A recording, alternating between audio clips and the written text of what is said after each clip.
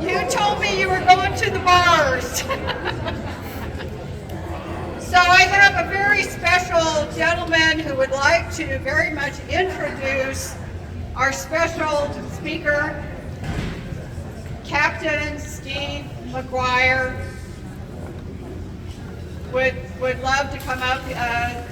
Steve serves on the Ivinson Memorial District as a trustee, and he's also an Army veteran, and he would very much like to introduce our special guest. Again, I would like to let you know we've got the silent auction, and as soon as we start with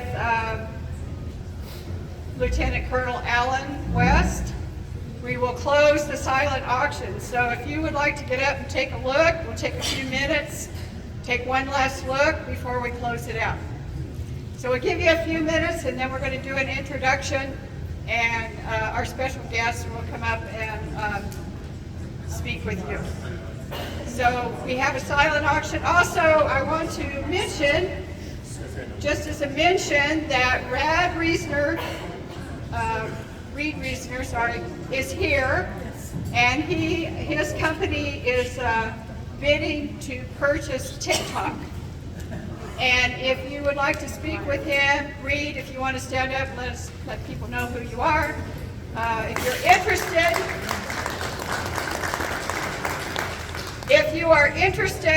he'd be happy to sit down and talk to you about his plan.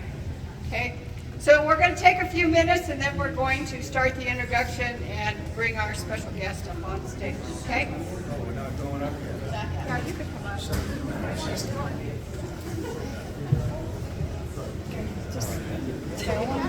This is not loud. No karaoke.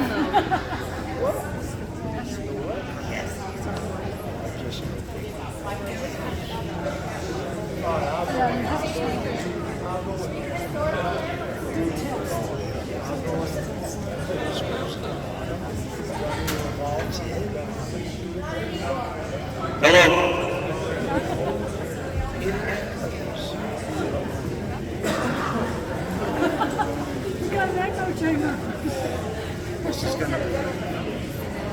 I got 100 on the painting of the Civil War parade. This is for a very small road. As you got. I used it for a performance. I can almost make this road. No, not quite. I used yours. Well, the thing is, I got two. Alan West was laughing when you went, oh. We've all been there.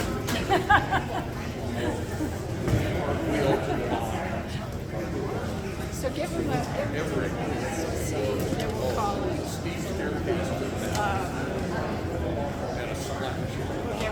I put a bid on the parade of 200,000 soldiers from the Civil War because his great-grandfather was the orderly for Sheridan. The orderly for Sheridan. And we have a book that must have come out of the parade, and it's the Civil War book. There's photographs and text done in 1896. So my great-grandfather was cavalry F-train. There's actually a book called Steel and Leather. His name in it. That's it? And his officer was Marcus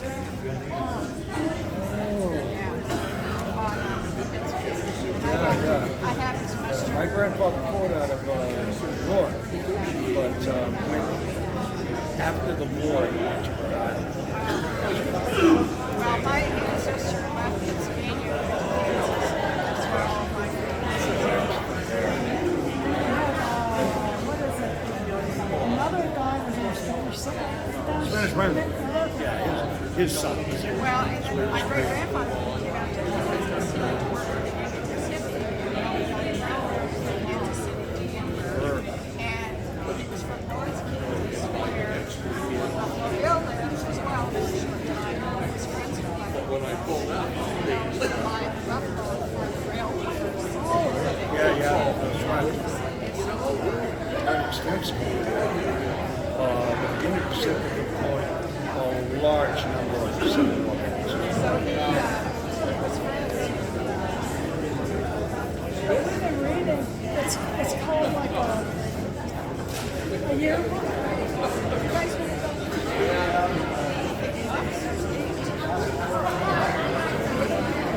It's called like a yearbook. And the interesting thing about it is that everybody went to West Point, north and south. And when you read about battles, if a Yankee lost to a Southerner, they praised them because they had been in West Point, they had been buddies. It was very reconciliatory. They were trying to rebuild America. The only way to do that was to reconcile the Civil War, which had been very bloody. It's amazing how they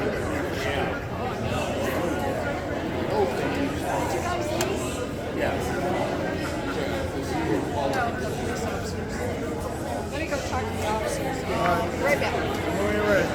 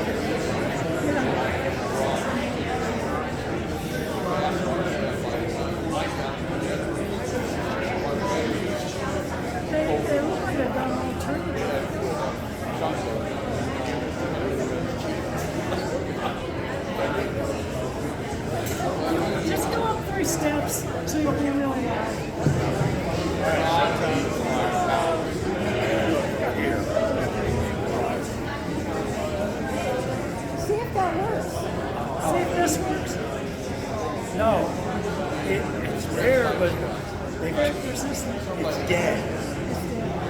Hello. Oh, it's walking. It is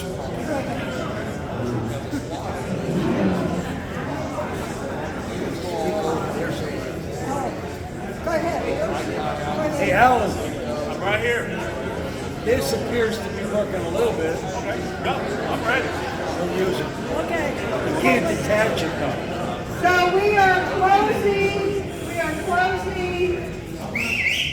the silent auction is closed. And we will now introduce our special guest.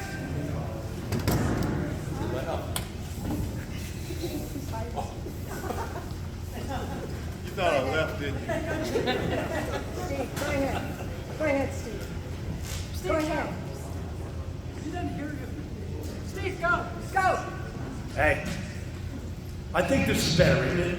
Yeah. Okay, thank you. Alan West is the man in the arena.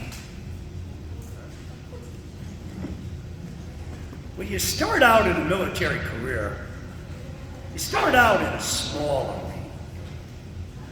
You're a lieutenant, you're commanding about 35 men, give or take. That's a small arena. But it's a hell of a big arena for a 22-year-old. And the arena gets bigger from there. If you're successful and get promoted, the arena gets incrementally bigger. By the time you get to be battalion commander as lieutenant colonel, it's getting bigger. You've got hundreds now. All over the place, different locations. And like many lieutenants colonel, they reach the minimum retirement age, a little bit beyond. They get out of the military. And I want to tell you, in my many years in the military, associated with the military, working for the Army, I have met many more real soldiers at lieutenant colonel rank who got out than I have ever met generals. And I've met a lot of generals.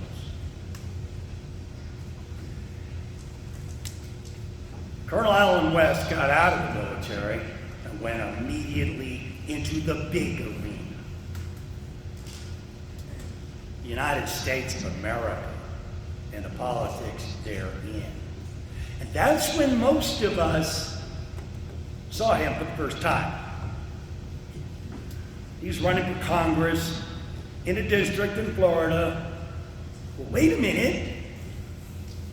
There's 435 congressmen and congresswomen.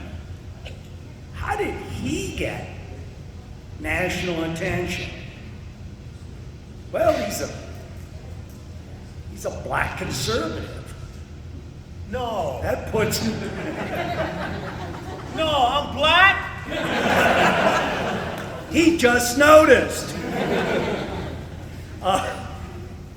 That puts a target on your back automatically.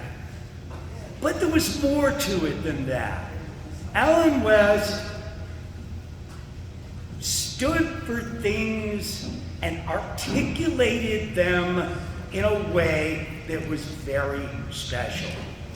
They were clear, and they were things he often reiterates it from the preamble of our Constitution. Things like justice, they're all written out there.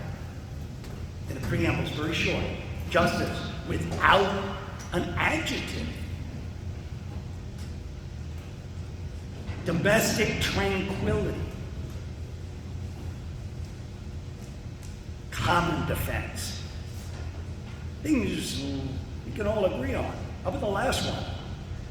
Providing for liberty for ourselves and our posterity. These are things we can all agree on, right? Well, a lot of Americans don't. But Alan West does, and I know you do. So he became, it is, a lightning rod for enormous amounts of appropriate. But that's okay with Alan West because he is a soldier and he is very brave and he's here with us tonight marching on. Alan West, come on and talk to us.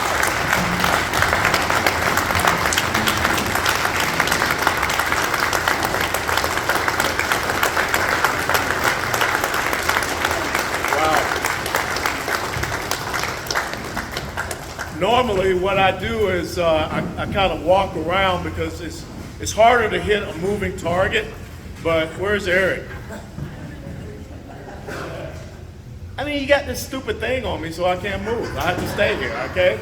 So if I get shot, it's because of you, because I can't move. Now, look, can everybody hear me okay? You sure? All right, it's a pleasure and honor to be back here in Wyoming. I was just here in Sheridan in October for their county GOP event. I love being out here in the wide open areas and spaces. You know, it's funny. I was at an event last night in Rockwall, Texas for a mayoral candidate, and I told him, you know, I need to bug out of here because I got to get home and get up early to head out to Wyoming. And they said, why are you going to Wyoming? I said, well, the one black guy in Wyoming is going on vacation, and so they need me to come out there and replace him so that the census stays, you know, up. So it's a joke, okay? I'm not calling Al Sharpton on you, all right? But it is so important that we go and talk all across America about our fundamental principles and values. It's so important that we come together. And as Solomon said in Proverbs, iron sharpens iron. And the only way that we're going to protect the longest running constitutional republic that the world has ever known is that we sharpen ourselves so that we can sharpen our children and sharpen our grandchildren. You know, I had someone come up here and tell me that her kids don't allow her to see her grandkids because they've gone to the far left side. That's what happens when we don't keep ourselves sharp. That's what happens when we allow the progressive socialist left and their ideological agenda to come into our families.